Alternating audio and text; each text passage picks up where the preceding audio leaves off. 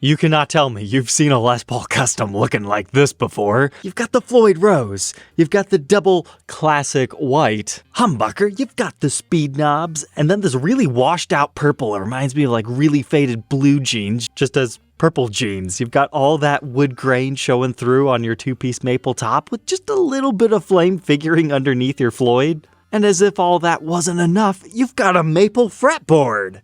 Let's just say, I wasn't surprised when it was the Music Zoo listing this thing.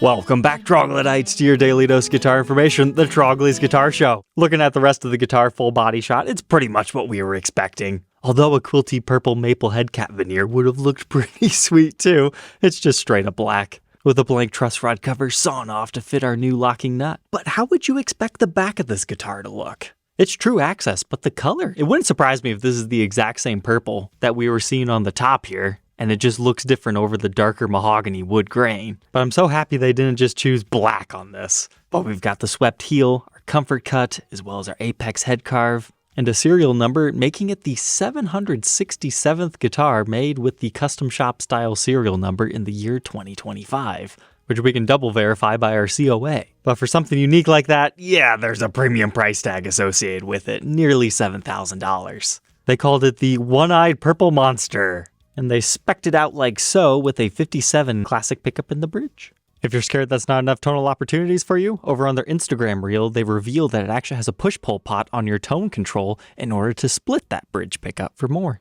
But when there's one crazy beast, you always know there's more animals to come, this time an olive drab axcess custom. But this time, we get the neck humbucker. It's a little bit more traditional, but it's been heavily aged. And generally speaking, I'm not a big fan of relics, but this one does capture the essence of a well-worn guitar. At least in these photos, you've got some picking wear here. Maybe the guy wore a bracelet and that's why you've got that here. A really nice aging to our pickup covers. That's the problem with olive drab green. If the hardware is too shiny and nice, it doesn't play off the whole drabbiness as much. I mean, looking at the full body shot here, you can see that the clear coat has been tinted, which works perfect because your headstock looks older, matches your hardware again, and it makes the green finish even more dull. But whoa, was not expecting that. They put a black stinger on it, but with the apex head carve, there's always been some questions of how exactly do we do the stinger? I think that's the first factory stinger I've seen on an apex outside of the mod collection, but they just decided to extend it a little bit to encompass the entire thing. And we've got the wear and tear up here, whereas the rest is just more green, and you've got a lot of heavy wear where a belt buckle might do something like that. I appreciate these candid shots too. You can see how the finish is worn along the ridge, as well as some up closes of the other things that they did to it. And oh my, are they actually aging the speed knobs now? It looks like it. At least in that photo, not in this one. But wow, you definitely have to pay a premium for the Murphy Lab aging. This is one of those rare times where I think the photos actually capture the essence of this guitar better necessarily than video. But again, this is from the Music Zoo's reels, so you probably want to follow them on Instagram if you want to catch up on their stuff. Tonight's episode's not sponsored by them. They just happen to always have really fun custom orders, so we talk about them quite often. But then they're hitting us with Ming Jade Poly. A green Les Paul Custom's not going to be for everyone, but this one's dark enough I think it might appeal to more people than usual, but otherwise electronics are the same. 490R, 498T, you've got your golden hardware, still have your pick guard. Doesn't look like we've got any shenanigans of aging the clear coat, but oh, black back as your shock factor. It works, and that jade finish is going to have a little bit of pearlescence to it. They're looking for about $1,000 premium on that. If you like the idea of a black back, they also teased this one on their Instagram. It's a white top with black back and sides, but then they hit you with the zinger stinger being white too. So it's like one of the old 70s Tuxedo Les Paul Customs, but with a little bit of additional flair. I did not see this one get listed to Reverb, so it must have sold incredibly quick.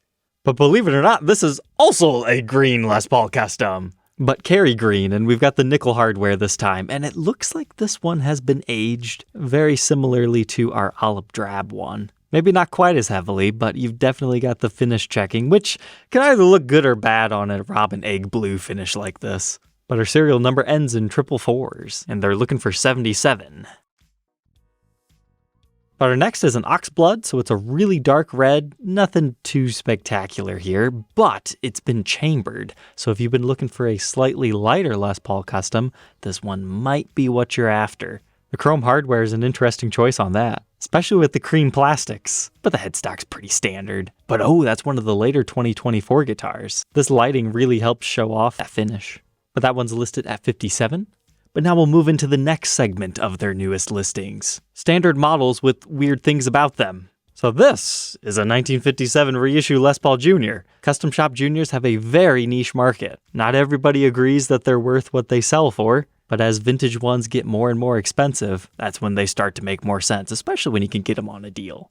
But if you're familiar with my show, I'm not going to share something if it's basic. This one also has the 444 repeating. What are the odds of that? But no, it's a 60s neck. Generally speaking, these 57s have a really big chunky neck profile, and that's not going to jibe with everybody. So I think that's really cool that they did a custom order for a 60s neck if anybody wants to have it right away and not wait a year. Also, just for fun, they took an SG standard and gave it a gecko green finish. I love this because we can still see the mahogany wood grain underneath. It reminds me of Silver Fox, but not quite as dark. Similar to what we've seen out of the mod collection, where sometimes they take the aniline dyes down. I think this time they just used a different grain filler. But this really helps show the contours of the SG, especially the flatness of the back right here, how it slopes in towards the instrument, as well as your side contours. But if I can believe these photos, this is one of those ones that looks like a satin finish. However, it's not. It's still gloss. It's dating to late 2024 and listing at $5,600. And man, I've never seen so many green guitars in my life than I have the past 3 years. This is a dark green burst 335. We've already talked about how, yes, there actually were a few of these made in the late 60s and early 70s, so technically a reissue, but it's a very uncommon color. So whenever I see it pop up, I always have to let you know. Very similar to the iguana burst like you'll sometimes find on the Axcess Customs. And this one was fun because of the name, the Wraparound Rocker. Once again, in a very deep dark oxblood finish. Is it Jeff Beck inspired? Maybe. Or maybe it's blending that with Joe Satriani's guitar, because you still have the P90 in the neck, so you got that great combo with the wrap tailpiece and speed knobs. Looks like they did some light VOS treatment to our hardware, and the rest of it is looking about familiar.